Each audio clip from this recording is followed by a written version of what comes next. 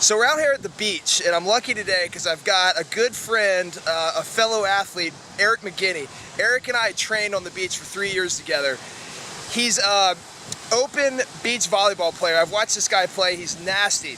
He's never used a kettlebell before. So I asked him if he wanted to learn. He said, heck yeah. So I've given him a circuit, and I want to show you guys this because he'll probably make a couple mistakes, but that's okay. That's how we learn. When we do a full body kettlebell circuit, we've got to think explosive hip extension, knee dominant, hip dominant, push and pull. So that's how we're going to do this. He's going to do a kettlebell swing for explosive hip extension. He's going to do a squat, a bilateral one kettlebell squat for knee dominant. He's going to do an SLDL for hip dominant. He's going to do a staggered row and a half kneeling press. Staggered row is pull, half kneeling press is push, and we'll check him out. He's not going to go in that order, but here we go. So Eric's starting with the one arm kettlebell swing. Going 10 reps all around. It's actually a good swing. He's keeping that right shoulder stapled back. He's not letting it come way out in front. He's keeping it stapled back so that we could see that awesome volleyball tattoo. I remember when he got that a couple years ago. Then he goes other arm. So he's right-handed, so he's probably going to have a harder time keeping that left shoulder back, and we can see that that's true. That left shoulder is coming a little further forward, but that's okay. He's got the good hip extension, maybe a little overextended at the top, but we're going to grab the bell now. We're going into the rack position. Rack position is something that's kind of relatively difficult to teach, so we're going to let it kind of hang there. What's important is that this wrist is neutral, and the bell being on one side of the body is going to give him a little bit of an asymmetrical offload, which is cool. It's going to work that right side core a little bit more. And he's squatting down deep. I'd cue him to drive his knees out a little further so he can get a little bit deeper into that squat. And he's going left side. Nice, knees out, squat deeper. There we go. Keeping those elbows up so that he doesn't flex forward. We never want to flex our spine in a squat like this. So it looks good. That other arm out in front for counterbalance. And he's getting deeper now that he's got this knee out cue. We're seeing this clean up already. Yeah, Eric. Very good. Now next is the half kneeling press. So we're going to get him in a half kneeling position. Now I was coaching him earlier. He wanted to take that left knee way out to the side, but we're bringing it even with the hip because this is very good. That's a good position. This is going to challenge stability because both knees are pretty far in, so he's going to have to make sure that he doesn't kind of tip to the side with that bell going there. So as he presses, he does not overextend in his back. He presses up, he meets bicep to ear.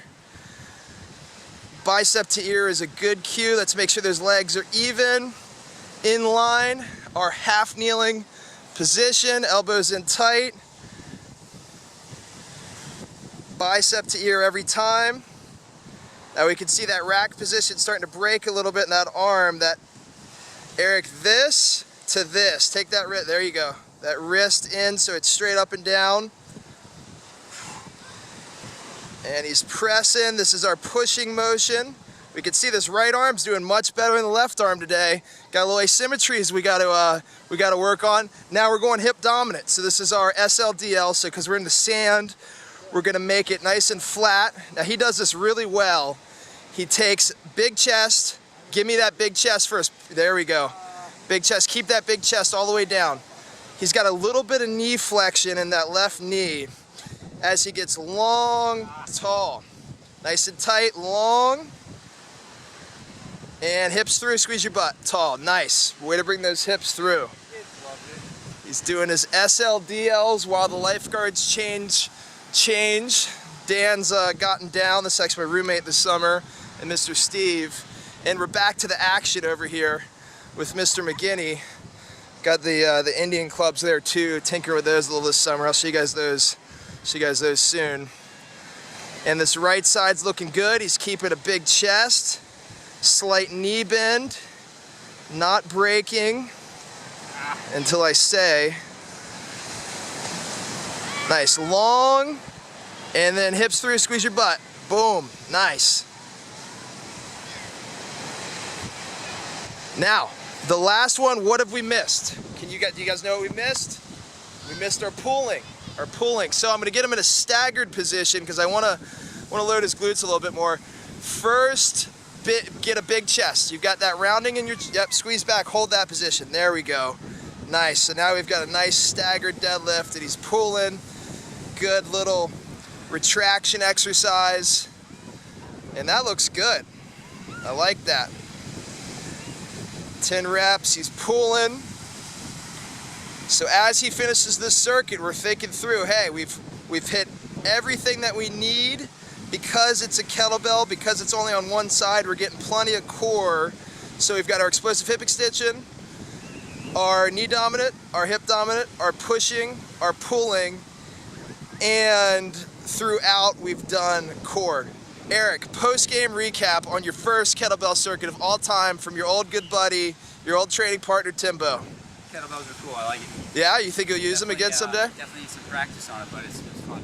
Nice. Something new. Nice. I think a 16 would be a good weight for you and Roberta to buy and start with. That way you can train outside and you know, be outside where you love to be. Awesome. You guys saw it first.